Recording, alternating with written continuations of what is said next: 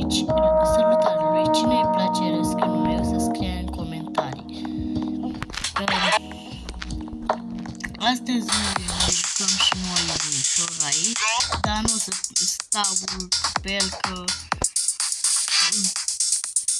vreau să mă joc altceva, că nu m-am jucat aici câteva minute și nu m-am chef.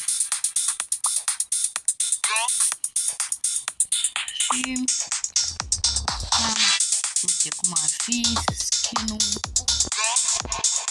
ăsta.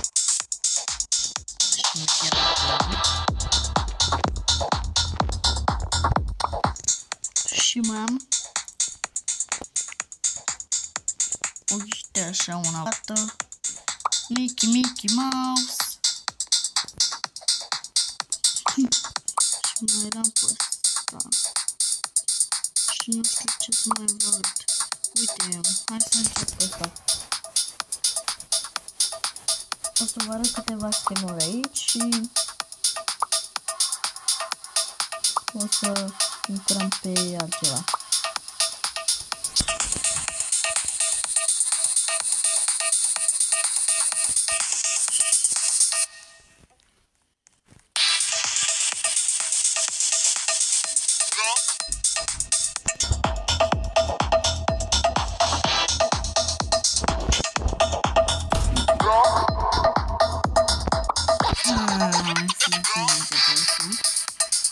Plăcea mult.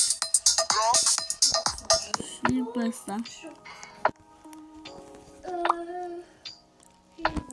Și pe băiețelul ăsta. Și o să vedem și ne jucăm. Nu știu.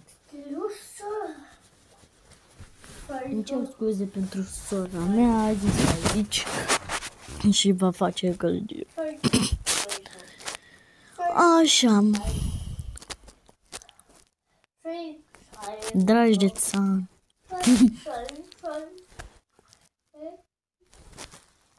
O să ne uităm puțin și pe YouTube, așa. Sau nu. Că... Nu. Nu știu ce să ne jucăm.